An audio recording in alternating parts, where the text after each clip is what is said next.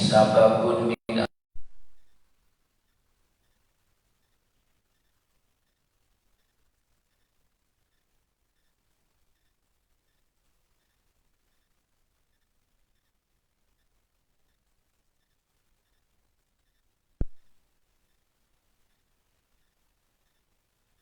kita masih membahas seputar al-khilafah Islam,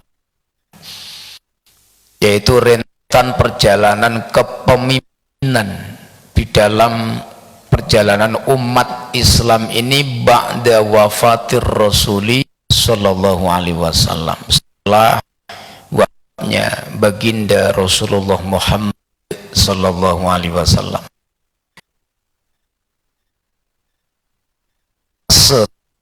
Akan kita bahas secara berurutan. Yang pertama adalah khilafah Abi Bakar As-Siddiq radhiyallahu an, kepemimpinan Abu Bakar, al-hawadis al-muhimmah, peristiwa-peristiwa penting yang terjadi di zaman kepemimpinan Abu Bakar, dan ini sudah kami sampaikan. Kemudian khilafatu Umar ibn al-Khattab radhiyallahu an, kepemimpinan Sayyidina Umar bin Khattab radhiyallahu an. Kemudian dilanjutkan khilafatu Utsman ibni Affan radhiyallahu an, seperti apakah kepemimpinan di masa beliau Sayyidina Utsman, dan apa-apa sajakah peristiwa-peristiwa penting yang terjadi pada umat Islam ini di saat Sayyidina Utsman memimpin umat Islam. Kemudian yang keempat khilafatu Sayyidina Ali bin Abi Thalib bin karramallahu wajhahu radhiyallahu an, kepemimpinan Islam di tangan Sayyidina Ali. Apa sajakah ianya peristiwa-peristiwa, momen-momen bersejarah yang terjadi di tengah umat Islam ini ketika Sayyidina Ali bin Abi Thalib memimpin umat ini setelah wafatnya Sayyidina Utsman bin Affan radhiyallahu an. Ba'da wafati Sayyidina Ali bin Abi Thalib, maka khilafah al-Islamiyah setelah kepemimpinan Sayyidina Ali ibn Abi Thalib bin karramallahu wajhah, maka kekhalifahan walaupun ianya hanya sebentar masih sempat dipegang oleh Sayyidina Al-Hasan bin Ali, cucu daripada baginda Rasul Muhammad sallallahu alaihi wasallam, dan disitulah kemudian setelah tampuk kepemimpinan diserahkan kepada Muawiyah bin Abi Sufyan, maka di situ juga terjadilah peristiwa Karbala, syahidnya Sayyidina Husain. Jadi rentetannya biar urut sehingga kita membahasnya lebih enak dan lebih mudah untuk mengingatnya. Masuk pada fase tahapan kedua adalah khilafatu Umar ibn al-Khattab radhiyallahu an, mengenal kepemimpinan Sayyidina Umar dan apa-apa sajakah ianya yang terjadi pada saat dimana beliau memimpin umat ini, sekaligus ma'rifatu fadhailihi wa maziyatihi, dan mengenal keistimewaan beliau, pujian-pujian terhadap beliau, dan contoh suri tauladan yang diambil oleh generasi setelahnya yang pernah dicontohkan oleh Sayyidina Umar ibn al-Khattab radhiyallahu anhu. Wa amma Sayyiduna Umar ibn al-Khattab ismuhu Abu Hafiz Umar ibn al-Khattabi al-Adawi al-Qurashi. Sering kami sampaikan di awal-awal kajian, ketika kita mengenal sosok Sayyidina Umar, beliau mendapat julukan Abu Hafiz. Nama aslinya Umar, anak daripada Sayyidina Al-Khattab. Fam sukunya Al-Quraisy, dari generasi Fam al-Adawi. Jadi beliau juga termasuk orang Quraisy, sama dengan baginda Rasul sallallahu alaihi wasallam. Al-mulaqabu bil Faruq, beliau mendapat julukan, gelar Al-Faruq, pembeda, orang yang menegakkan, yang bisa membedakan Al-Faruq bainal haqqi wal batil. Saking adilnya, saking tegasnya dalam menegakkan kebenaran, membedakan antara yang baik dan buruk, memisahkan antara yang batil dan yang hak, maka para sahabat memberikan julukan kepada Sayyidina Umar dengan julukan Al-Faruq. Jadi orang yang memiliki ketegasan sikap, idealisme yang begitu hebat ketika dihadapkan dua pilihan, antara pilihan apakah boleh dilakukan atau tidak boleh dilakukan. Wa huwa saniyul khulafa'ir rasyidina, beliau adalah khalifah kedua daripada kepemimpinan umat Islam setelah baginda Rasul Muhammad SAW wafat, maka dilanjutkan Sayyidina Abu Bakar dalam memimpin umat ini. Walaupun tidak lama beliau memimpin, takriban beliau memimpin 2 tahun, kemudian dilanjutkan oleh Sayyidina Umar. Wa min kubari ashabir Rasul Muhammadin SAW, dan Sayyidina Umar adalah salah satu di antara sahabat-sahabat besar yang mengelilingi Nabi SAW. Jadi kubaru ashabir Rasul SAW.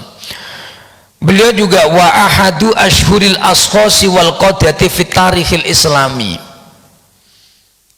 salah satu pemimpin, figur, Pak, sosok yang memiliki kepribadian yang agung, yang terkenal, masyhurun baina ashabir Rasul. Beliau dikenal oleh siapapun. Sahabat-sahabat Nabi pasti mengenal siapa Umar, seperti apa perawakannya, seperti apa ketegasannya. Tidak ada sahabat yang tidak mengenal beliau, karena beliau di annahu wa masyhurun baina ashabir Rasul, karena Sayyidina Umar ini orangnya terkenal, Pak, terkenal dengan ketegasannya, terkenal dengan kedermawaannya, terkenal dengan luar biasa. Semua sifat kebaikan mazmunatun fin nafsi, semua kebaikan-kebaikan itu berkumpul dalam diri beliau. Di dalam kepemimpinan Islam, perjalanan tarikh al-islami, maka beliau adalah pemimpin yang paling disegani dalam sejarah Islam. Bahkan dikatakan aksaruhum taksirun wa nufudan. Dari sekian mata rantai sejarah kepemimpinan dalam Islam, maka Islam itu berkembang, Islam itu berjaya, intasarot hatta ila jami'il buldani wal aktor, sampai Islam itu intisar, sampai masuk seluruh penjuru, dari kota sampai pelosok, itu di tangannya Sayyidina Umar bin Khattab radhiyallahu anhu. Jadi fi khilafati Umar bin Khattab radhiyallahu anhu, Islam itu muntasyirah, intisarul Islam hatta ila jami'il buldani wal aktor, dari kota Madinah, Mekah, kemudian menyebar ke seluruh penjuru bumi ini, Pak. Itu mulai berjayanya di tangannya Sayyidina Umar bin Khattab radhiyallahu anhu. Maka beliau juga wa ahadul asrah al mubasyirina bil jannah, salah satu sahabat 10 yang dijamin masuk surga, dan beliau juga mendapatkan kemuliaan dan disepakati oleh para ulama. Dan ini yang dikatakan oleh Sayyidina Abu Hurairah Abdurrahman bin Sakhir, wa amma Umaru huwa min ulama'is sahabati wazzuhatihim. Jadi Abu Hurairah itu pernah memuji, mengomentari Sayyidina Umar. Dari sekian banyaknya sahabat yang beliau kenal, apa kata beliau? Wa amma Umaru huwa ulamauna. Jadi Sayyidina Umar itu termasuk ulama kami. Bahkan dikatakan orang yang paling zuhud di antara sahabat Nabi, di Sayyidina Umar itu orang yang paling zuhud, Pak. Selama memimpin beliau tidak pernah memakai fasilitas negara, sampai lampu teplok itu, Pak, ketika dia selesai melakukan tugas aktiviti untuk negara, untuk umat, maka dimatikan lampu itu. Adapun untuk keluarga dia, beliau rela bergelap-gelap gulita, Pak. Kalau kita kan Masya Allah, ini Sayyidina Umar, Pak, sampai lampu teplok, Pak, penerangan, keperluan beliau mengurusi umat. Maka setelah itu selesai, balik keperluan pribadi beliau, rumah tangga beliau, maka itu dimatikan dan disisihkan. Beliau tidak mau memakai lampu aja, Pak, belum yang fasilitas yang lain, saking zuhudnya beliau ketika menjadi pemimpin. Nah, kita lihat kemudian muddatu khilafatihi, berapa lama beliau memimpin umat Islam setelah wafatnya Sayyidina Abu Bakar As-Siddiq radhiyallahu anhu. Wa tawalla al-khilafah al-islamiyah ba'da wafati Abu Bakar As-Siddiq bin Abi Quhafah radhiyallahu anhu. Sayyidina Umar memimpin umat ini setelah wafatnya Sayyidina Abu Bakar, tepatnya yaitu di tanggal 23 Jumadil Akhir tahun 13 Hijriah.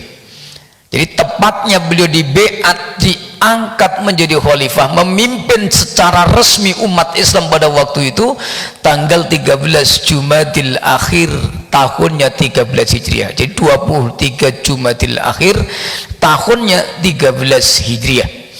Jadi Jadi Nabi wafat di tahun 11, langsung digantikan Sayyidina Abu Bakar. Sayyidina Abu Bakar memimpin umat Islam tahun 11, tahun 12, masuk tahun 13, tepatnya di bulan Jumadil Akhir tanggal 23, maka Sayyidina Umar resmi menjadi pemimpin khalifah bagi umat ini. Sampai kapan beliau memimpin umat ini? Sampai tahun 23 Hijriah, tepatnya di tanggal 23 Zulhijjah. Berarti beliau memimpin umat Islam. Sayyidina Umar itu menghabiskan waktu 10 tahun 6 bulan, Pak. Jadi Sayyidina Umar itu menjadi pemimpin umat Islam pada waktu zamannya fi ahdihi takriban kurang lebih 10 tahun 6 bulan. Jadi kalau di Indonesia itu menjabat 2 kali periode. Nah itu, Pak. Jadi kalau ada orang bertahan 2 kali periode, saya kenapa nggak mau ganti ono? Saya ngikut Sayyidina Umar. Ah, itu karena Sayyidina Umar 10 tahun masalahnya, 2 kali periode masalahnya. Nah, baik, kita lihat, Pak.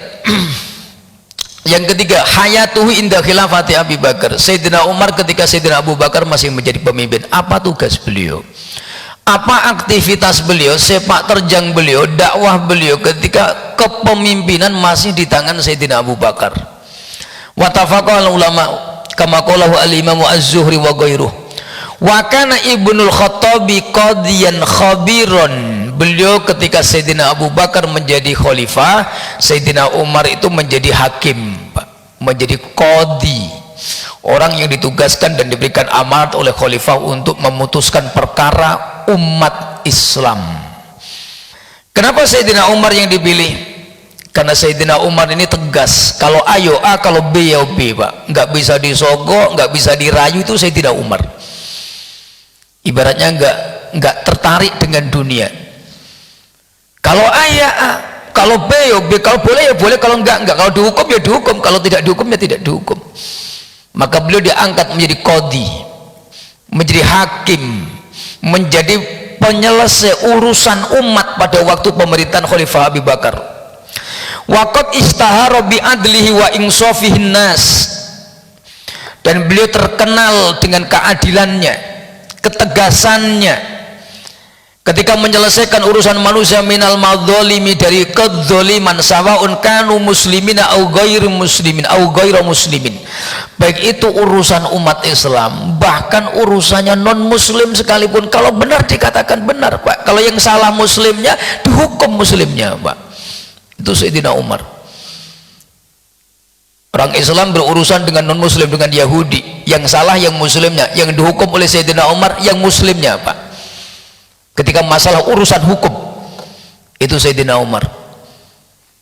Saking tegasnya beliau dan saking adilnya. Wa kana dzalika ahadu asbabi tasmiyati bil Faruq, dan itulah kemudian para sahabat menjuluki beliau Al Faruq, seseorang yang memiliki idealisme yang tinggi, yang kekeh di atas al-qiyamu alal haqqi, berdiri di atas kebenaran, wadaf'ul batil, menolak kebatilan. Itu Sayyidina Umar.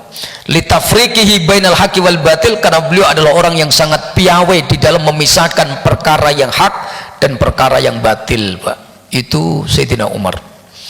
Sampai-sampai Sayyidina Abu Bakar ketika beliau melihat ketegasan Sayyidina Umar, beliau pernah memuji madhu Abi Bakar li Umar radhiyallahu an. Apa kata beliau? Ma'ala dhahril ardi rajulun ahabu ilayya min Umar. Di muka bumi ini setelah Nabi SAW wafat, tidak ada laki-laki yang aku lebih mencintainya kecuali hanya Umar bin Khattab radhiyallahu an.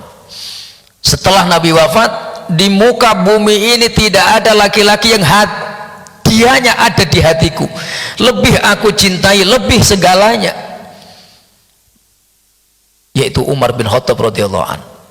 Aku lebih mencintainya dibanding yang lainnya. Ini pujian, pengakuan Sayyidina Abu Bakar ketika beliau memimpin umat, dan waktu itu Sayyidina Umar menjadi hakimnya, menjadi qadhinya, membantu pemimpinan yang dijalankan oleh Sayyidina Abu Bakar. Baik, sebelum kita lanjutkan apa sajakah yang terjadi dalam pemerintahan beliau, kita kenal dulu keutamaan beliau, Pak.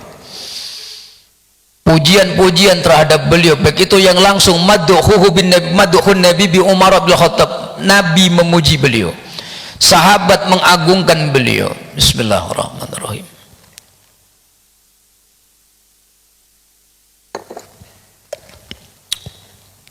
Wa amma fadailu Umar radhiyallahu anhu, adapun keutamaan yang diberikan oleh Allah yang menjadi maziyah khosais yang membedakan Sayyidina Umar dengan sahabat yang lain, Pak.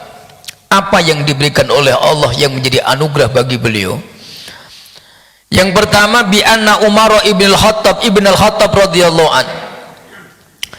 Sayyidina Umar itu pernah disebutkan oleh Nabi wa huwa ahlul jannati alladhi yamsi fil ardi. Sayyidina Umar itu penduduk surga yang berjalan di muka bumi, Pak. Saking hebatnya itu, Pak. Orangnya masih hidup. Nabi pernah ditanya tentang pendapat beliau terhadap Sayyidina Umar. Apa kata Nabi? Wa huwa ahlul jannah alladhi yamsi fil ardi. Umar itu penduduk surga yang berjalan di muka bumi. Penduduk surga tuh, Pak. Tapi orangnya masih ada di dunia dan berjalan di muka bumi. Artinya masih aktif hidup di alam dunia.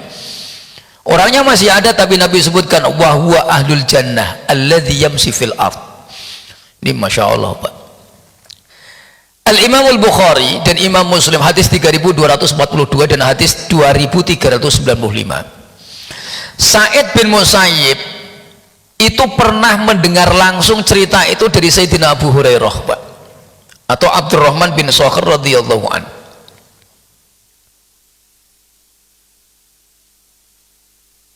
Nah, Abu Hurairah itu duduk di samping kanan Nabi dan Sayyidina Umar kebetulan ada di sebelah kiri Nabi Sallallahu Alaihi Wasallam. Tiba-tiba Nabi bersabda begini, Pak, baina ana naimun ra'aituni fil jannati. Tiba-tiba Nabi bersabda, dalam satu mimpiku, Nabi pernah tidur dan mimpi Nabi itu wahyu. Aku pernah tidur dan bermimpi, kata Nabi, ra'aituni fil jannati, aku melihat diriku dalam mimpi itu di surga.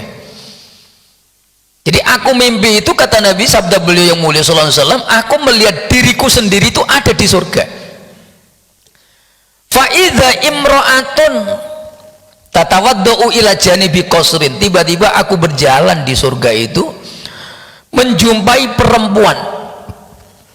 Jangan ditanya seperti apa bentuknya wanita surga itu, Pak, yang sedang berwudu di samping istana qasrun, Pak. Ila janibi qasrin, tiba-tiba aku ketemu istana yang begitu indah. Di samping istana ada perempuan sedang berwudu. Ini Masya Allah. Fakultulaha, aku tanya kepada perempuan itu, liman hadal qasru, perempuan-perempuan itu aku tanya, ini istana punya siapa?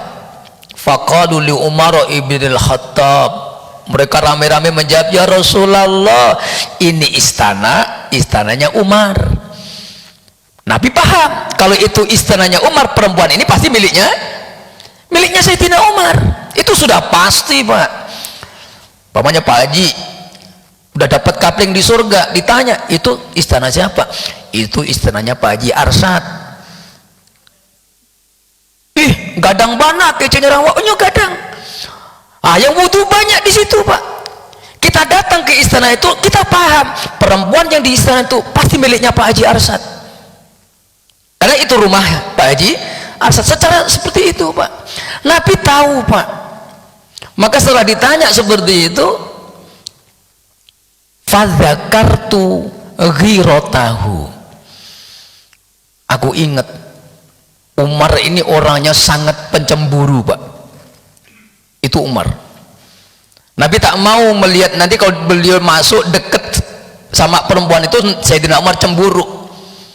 Maka aku langsung berpaling, ku tinggalkan istana itu, karena aku khawatir menjaga sikap perasaannya Umar supaya nggak cemburu, karena dia pencemburu, Pak. Itu di surga. Fawallaitu mudbiron, maka aku segera berpaling dari istana itu. Sayyidina Umar, Pak, yang mendengar cerita itu, fabaka Umaru, di samping Nabi itu Umar dari tadi sudah nangis tuh, Pak. Udah senggukan ya Rasulullah, a'alaika agharu ya Rasulullah. Mana mungkin aku cemburu dengan engkau ya Rasul. Engkau manusia yang paling aku cintai, mana ada aku cemburu sama engkau ya Rasul. Kalau hanya gara-gara surga, perempuan-perempuan surga. Sambil nangis tuh Pak, Nabi tersenyum. Itu kisah sahih valid Pak. Artinya ketika ditanya oleh yang lain, Umar itu penduduk surga tapi masih berjalan di bumi, Nabi langsung lihat tempatnya nanti seperti apa, berapa jatah istrinya, seperti apa fasilitasnya, Nabi sudah dikasih tahu oleh Allah. Makanya Sayyidina Umar nangis Pak. Ini Masya Allah, ini kalau nggak orang hebat nggak mungkin dikasih bocoran gitu Pak. Ini kalau kita umpamanya mimpi ketemu Nabi, kamu umatku, tempatmu di surga, nanti surgamu begini-begini, ada bangunannya sepindah ini, yang jaga berapa? 40 perempuan bidadari umpamanya. Kira-kira selepas bangun tidur, kira-kira itu Baji, hidup ini pengennya panjang umur tuh cepat meninggal Baji. Kalau udah dikasih begitu mimpinya, kalau yang ini pengennya cepat meninggal. Nah ini Sayyidina Umar. Nah yang kedua, intisarul islami fiyadi Umaro. Tersebarnya Islam itu paling dasar itu di tangannya Sayyidina Umar, dan itu sudah diprediksikan nubuahnya oleh Rasulullah SAW. Uritu fil manam ani anzi'u bidalwin bakrotin. Nabi pernah bercerita, menyampaikan mimpinya beliau lagi. Maka dinampakkan oleh Allah, uritu fil manam, dalam tidurku aku sedang menimba air dengan timba dalwun. Yang timba itu ada kereannya Pak, ada talinya. Di zaman Nabi timba itu pakai kayu ada, pakai tali juga ada, yang ditarik pun ada. Nabi SAW menimba air itu dari sumur itu dengan tali yang ada timbanya, ala kolibin. Faja'a Abu Bakar fanaza'an dhanuban au dhanubaini naza'an do'ifan. Tiba-tiba datang Abu Bakar dalam mimpiku, ya Rasul, aku gantikan biar aku yang menimba. Maka Sayyidina Rasulullah SAW memberikan tali itu dan timbanya kepada Sayyidina Abu Bakar. Sayyidina Abu Bakar kemudian menimba air itu, kata Nabi, sabda beliau, 2 kali tarikan, 2 kali timbaan. Dan aku lihat Abu Bakar menimbanya lemah sekali, pelan sekali, pelan sekali, cuman dua kali timbaan, dan itu butuh waktu, lambat begitu. Terus dalam mimpi itu, wallahu yakfirullah, mudah-mudahan Allah mengampuni Abu Bakar. 2 kali timbaan itu betul Pak, dan beliau memimpin cuma 2 tahun. 2 timbaan itu isaroh dalam mimpinya Nabi. Summa ja'a Umar ibn al-Khattab fastahalat gharban.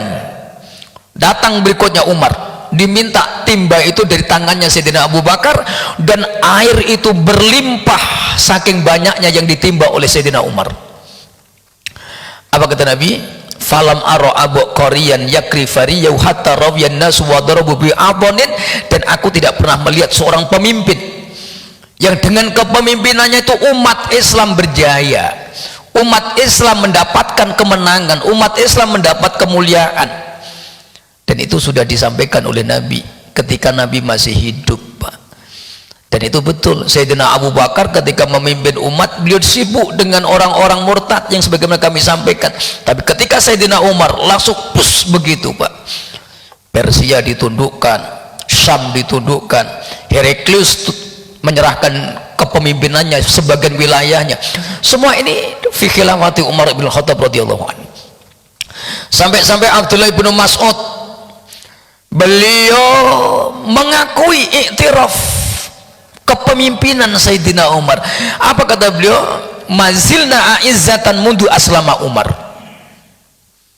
Abdullah ibnu Mas'ud ini termasuk sabiqunal awwalun, orang yang masuk Islam termasuk pendahulu Pak. Maka aku melihat bagaimana Islam itu mulai diperintahkan dan diturunkan. Islam itu berkembang, Islam di tangan Nabi, Islam pindah ke Madinah, Islam sampai wafatnya Nabi, kemudian Islam itu menyebar sampai ke seluruh penjuru dunia. Mazilna a'izzatan mundu aslama Umar. Abdullah bin Mas'ud mengatakan, semenjak Umar ini masuk Islam, kami selalu mendapat kemuliaan dengan Islam kami. Semenjak Islam itu ada di tangan Umar, maka kami tidak pernah dihinakan oleh musuh kami. Kami selalu mendapat kekuatan dengan masuknya Umar bin Khattab ke dalam Islam. Dan itu betul, Pak. Dan itu juga Nabi yang mengakui, dan Nabi yang mendoakan, Nabi yang memilih, sehingga Islam mendapat kemenangan, kejayaan karena tangannya Umar yang diberkahi oleh Allah Subhanahu wa taala. Yang ketiga, ma'iyatuhu bin Nabi sallallahu alaihi wasallam, kebersamaan beliau dengan Nabi. Ini keutamaan yang ketiga. Yang pertama, penduduk surga yang berjalan di muka bumi. Yang kedua, kejayaan Islam, menyebarnya Islam di tangan beliau. Yang ketiga, kebersamaan beliau bersama dengan Nabi. Sayyidina Ali bin Abi Thalib itu pernah berkata, qala Nabi sallallahu alaihi wasallam, Nabi pernah bersabda, "Dhahabtu ana wa Abu Bakrin wa Umar, wa dakhaltu ana wa Abu Bakar wa Umar, wa kharajtu ana wa Abu Bakar wa Umar."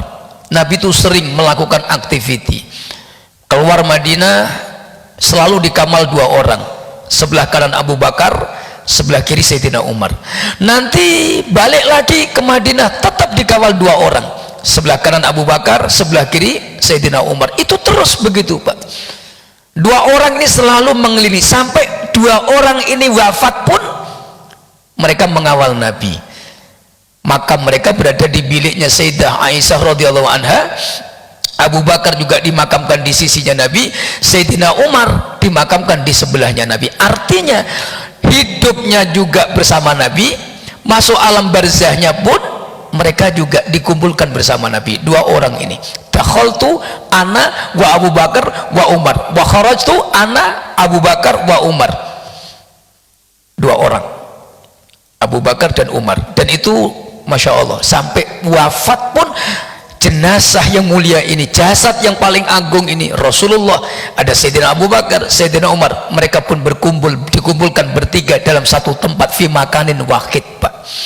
Dan yang lain tidak, tetapi dua orang ini memang sudah disebut oleh Nabi SAW, mulai dalam hidupnya, kebersamaannya, sampai wafatnya pun mereka dikumpulkan oleh Allah. Maka ketika Sayyidina Umar wafat, maka orang-orang yang membawa jenazah beliau minta izin, ista'dzana li Aisyah radhiyallahu anha. Mereka sama-sama menghadap menemui Sayyidah Aisyah Ummul Mukminin untuk minta izin, apakah Sayyidina Umar boleh dimakamkan di biliknya. Karena kalau Abu Bakar itu ayah beliau, kalau Rasul suami beliau, Umar ini orang lain, Sayyidina Umar.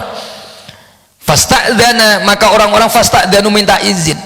Wa qalat, Sayyidah Aisyah tidak menjawab, aku tidak bisa memberikan izin karena bilik ini bilik Rasul. Maka pintu itu nanti kalau terbuka sendiri, maka berarti Rasul menginginkan dan menghendaki dan mengizinkan. Tapi kalau pintu itu enggak terbuka, mohon maaf, berarti Rasul tak menghendaki. Tiba-tiba pintu itu terbuka tanpa ada yang membuka, dan Sayyidina Umar dimasukkan dalam bilik hujrahnya Sayyidah Aisyah, dimakamkan di samping Rasulullah SAW. Itu, Pak. Dakhaltu ana wa Abu Bakar wa Umar. Kemanapun Nabi ada dua orang ini, Abu Bakar, Umar, Abu Bakar, Umar. Jadi tiga serangkai, wafat pun berkumpul dalam pasangan tiga serangkai, sama-sama orang yang dimuliakan oleh Allah Subhanahu wa taala. Ada kisah menarik, Pak, tentang haibah. Sayyidina Umar itu ditakuti, Pak. Ada kisah yang membuat Nabi itu tertawa. Di hadis Bukhari itu dikatakan wadhahikan Nabi, bukan fatabasama. Nabi tertawa, Pak. Jadi ketika waktu itu di Madinah, larangan berbicara keras di hadapan Nabi itu belum turun, Pak. Maka Sayyidina Umar pernah minta izin untuk menghadap Nabi dalam rumah beliau. Nah, yang pada waktu itu di rumah Nabi, wa indahu nisaun min Quraisyin yukallimnahu wa yastaksirnahu aliyatan aswatahunna. Waktu itu mak-mak ngumpul di rumah Nabi, karena bicara keras itu belum dilarang. Jadi mereka saling saut menyaut begitu, Pak, bicara di hadapan Nabi dengan suara yang keras sekali. Aliyatan aswatuhunna, Jadi heboh di dalam rumah Nabi itu heboh. Yang si A begini, ya Rasul begini, mengadukan permasalahan mereka dengan suara yang keras. Tiba-tiba mereka mendengar tuh ada suara Umar di luar yang ketuk-ketuk minta izin masuk pintu. Maka falama istadzana Umar kumna yabtadirnal hijab. Ketika Nabi memberi silakan, masuklah Umar begitu. Wanita-wanita Quraisy yang tadinya teriak-teriak itu Pak, pada ngumpet semuanya. Tiba-tiba senyap, silen gitu Pak. Tak ada satupun yang keluar suaranya, senyap semua.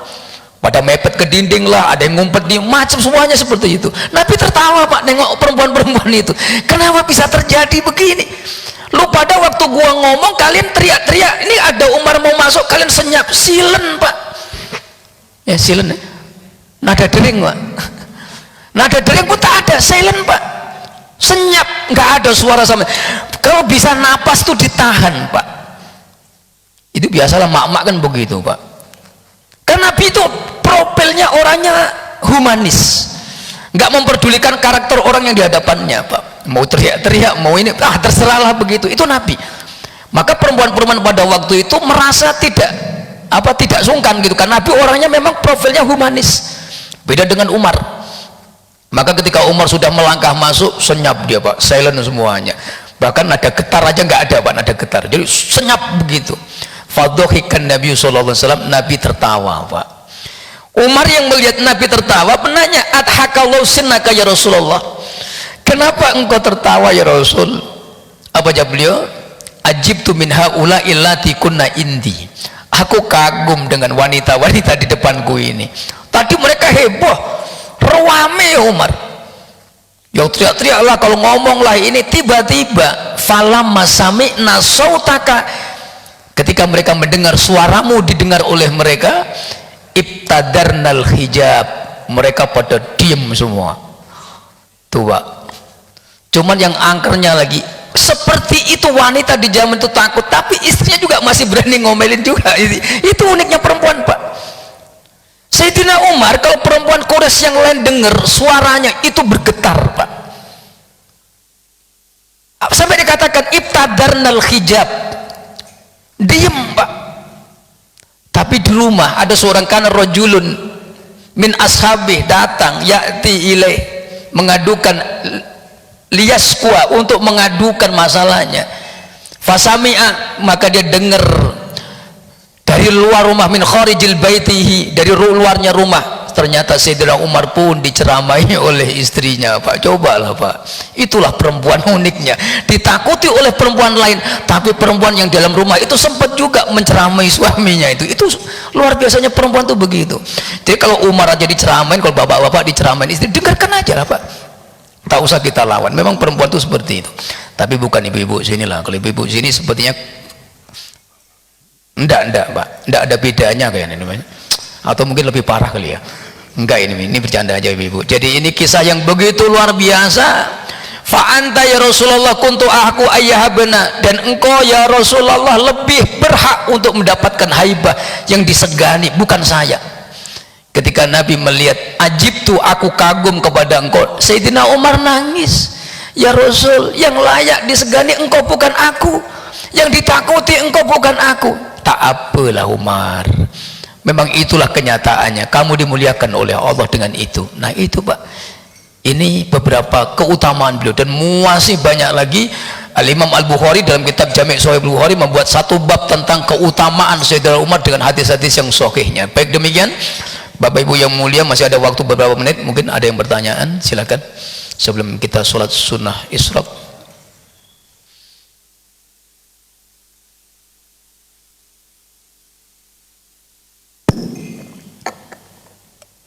Assalamualaikum warahmatullahi wabarakatuh. Assalamualaikum. Mohon penjelasan Pak Ustadz Pak. Ini biar semuanya jelas. Kemarin sore ketika sholat asar, imam kelupaan membaca duduk tasahud awal. Kemudian tasahud awal. Nah, kemudian imam kan langsung berdiri tegak. Mungkin karena terlalu cepatnya berdiri sehingga jamaah ada yang mengucapkan subhanallah. Nah, kalau misalnya imam duduk duduk artinya kan sholat tambah batal tuh Pak Ustaz.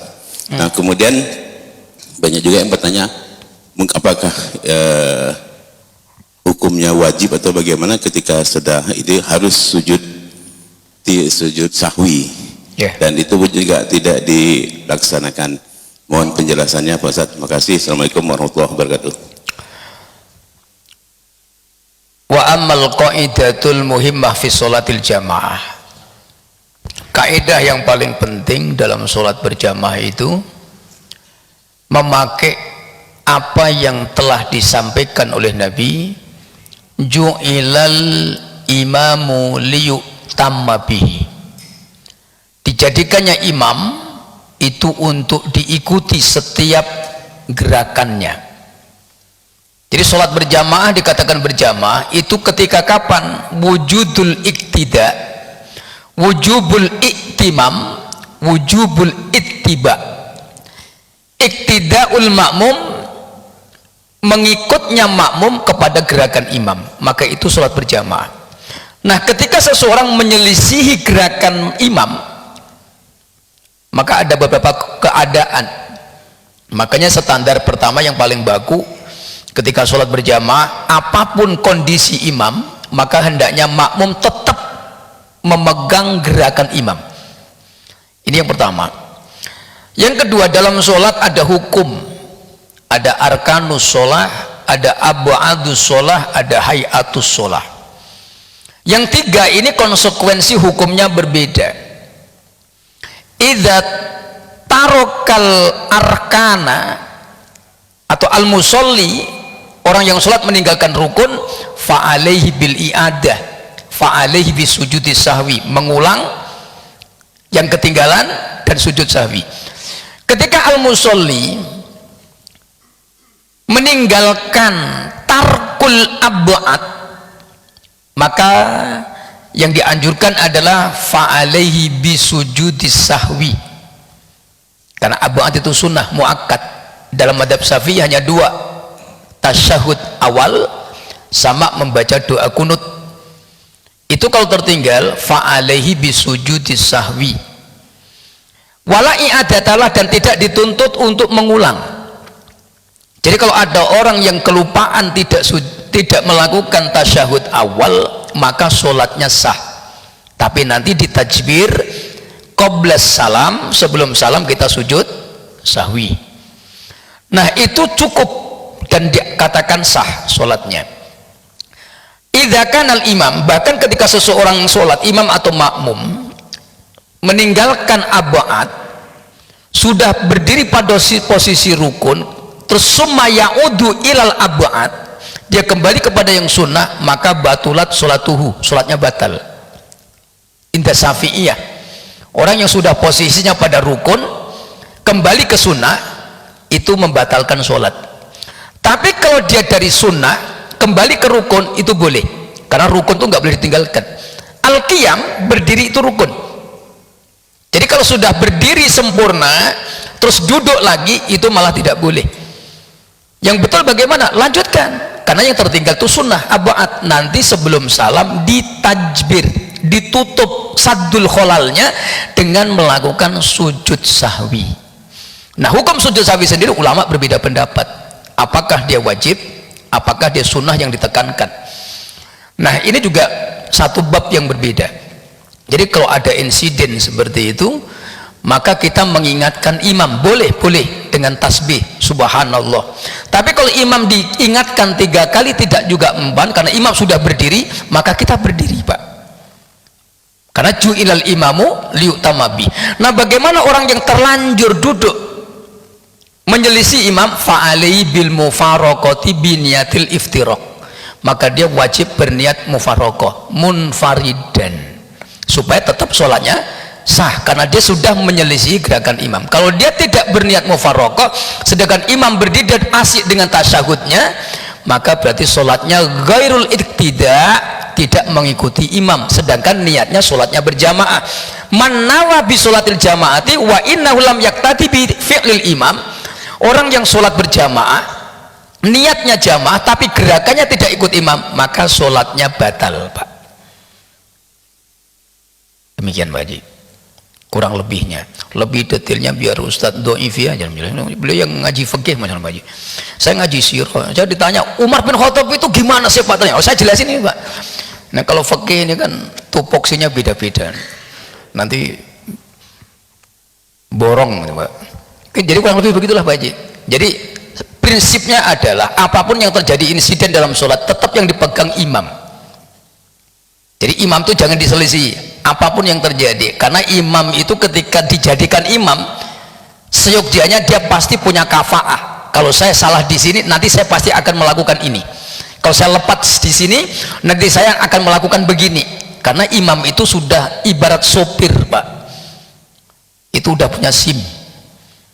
Jadi insiden ini mau nabrak nih, wush, ini kalau saya hantamkan 20 orang mati, kalau saya ke sini satu orang lecet, orang akan punya kecerdasan spiritual Pak. Jadi feeling itu akan berjalan, oh saya lupa ini gerakan ini, oh ini rukun, oh ini abad, oh saya akan melakukan ini. Maka insya Allah percayakan sama sopirnya aja Pak, insya Allah selesai. Kalau kita nggak percayakan sama sopir, nyopir sendiri, akhirnya satu mobil nyopir tak supir dewe kan nggak bisa Pak. Jadi tetap solusi paling mudah kita iktida oleh imami dan mengikut gerakan imam, dan itu lebih menyelamatkan. Nah kecuali memang imamnya salah yang tidak bisa ditoler, ya itu wallahu alam. Tapi selama itu nanti dia sujud sahwi, takbir, sadul kholalnya, maka insya Allah la ba'sa wala haraj, sohat sholatuhu, dan sholatnya tetap sah, karena ditengok apa yang ditinggalkan. Kalau yang ditinggalkan itu rukun, wajib mengulang, i'adatul, mengulang apa yang ditinggalkan. Kalau ketinggalan sujud harus balik lagi Pak, berdiri nih rakaat kedua, tapi sujud di rakaat pertama tadi kurang satu, diingatkan subhanallah, dia wajib turun lagi, Allahu Akbar, menyempurnakan itmamu sujudi, karena rukun. Tapi kalau hanya aba'at, tasyahud, kunut, itu insya Allah cukup ditajbir dengan sujud sahwi. Imam sholat subuh lupa baca kunut, langsung rukuk, langsung sujud Allahu Akbar, udah kita rukuk aja. Sekali-kali seperti masjidnya Muhammadiyah kan begitu, enak juga. Jadi nggak ada masalah gitu. Tapi kalau kita ikut madhab syafi'i, ya sudah sujud sahwi selesai, insya Allah begitu Pak Haji. Demikian. Mungkin kita lanjutkan nanti sambil mancing Pak Haji. Nah itu lebih enak lagi, saya bawa kitabnya sambil mancing. Jadi lama juta rasulnya, balik bawa ikan, nah, dapat ilmu kan begitu. Tapi kalau yang nanya tadi Pak Haji Nov, saya jelaskan di Mitra Raya loh Pak Haji, enggak sambil mancing kan. Jadi beda. Tapi kalau Pak Haji Ucok yang nanya, saya terpaksa sowan di kantor, itu maksud saya. Gimana Pak Haji? Assalamualaikum.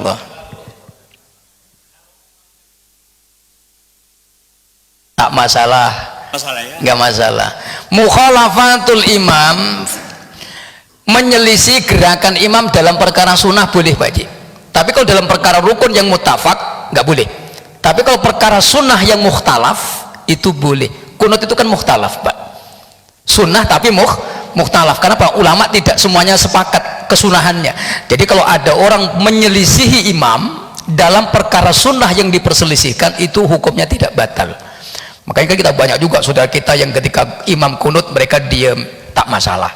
Tapi kalau kita yang ikut madhab yang mensunahkan, ya sebaiknya tetap kunut. Saya tetap kunut Pak Haji, dan saya lihat Pak Haji juga kunut juga kali ini, dan nggak pernah ketinggalan juga kunutnya. Demikian Pak Haji, la ba'sa wala haraj insyaallah. Satu lagi Pak Ustadz, izin dulu. Tadi ada Pak Ustadz bilang waktu bermimpi Rasulullah di surga tadi kan, yang cemburu gitu. Setahu saya itu di surga itu nggak ada cemburu Pak Ustadz. Mohon penjelasan Pak Ustadz. Assalamualaikum warahmatullahi wabarakatuh. Di surga itu tidak ada cemburu Pak Haji, sepakat ulama. Itu bahasa Nabi ketika ngerjain nyandain Pak Haji. Jadi artinya Nabi itu saking senengnya Sayyidina Umar, beliau itu tahu Umar itu mau dalam hidupnya pencemburu yang luar biasa, sampai ketika nanti di surga pun Nabi menjaga diri, oh ini kan istananya Umar, ini istri-istrinya beliau, supaya Umar nggak cemburu nih, padahal di surga nggak ada cemburu juga. Nah artinya Rasul itu menyebutkan itu sebagai takziman li Umar, memuliakan Sayyidina Umar. Itu bahasa pujian, kalimatul madhi Pak Haji, dalam bahasa Arab itu disebut Nabi memuji Sayyidina Umar supaya sahabat yang lain itu tahu bahwa Umar ini orang mulia. Jadi demikian, di surga nggak ada cemburu Pak Haji. Pak Haji punya 40 istri yang dari dunia yakin Bu Hajah itu nggak akan cemburu, itu di surga. Tapi kalau di rumah sekarang boro-boro 42 aja bisa begaduh Pak Haji, ganti piring tuh setiap hari ini, karena di dunia, tapi di surga tidak. Ibu-ibu tak usah berkecil hati, ini masalah hadis ini. Jadi ibu-ibu insya Allah saya doakan jadi bidadari satu-satunya untuk suaminya, amin ya rabbal alamin. Yang lainnya itu selir, amin ya. Baik, demikian hadanallahu wa iyyakum billahi taufiq. Assalamualaikum warahmatullahi wabarakatuh. Waalaikumsalam warahmatullahi wabarakatuh.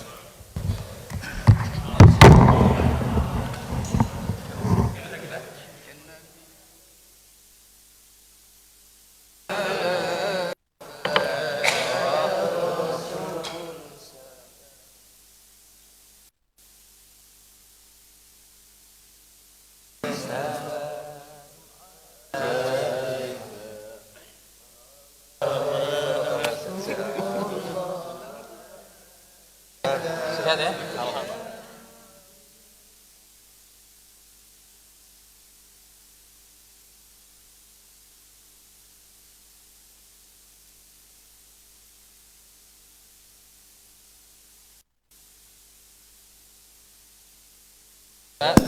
Alhamdulillah, masya Allah. Baru.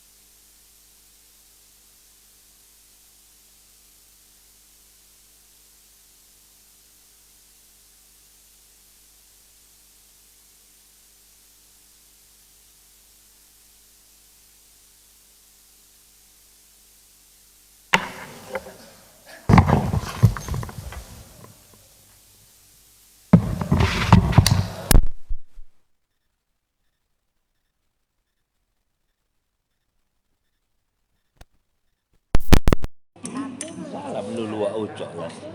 Nggak ada yang mau nyalem Wak Ucok.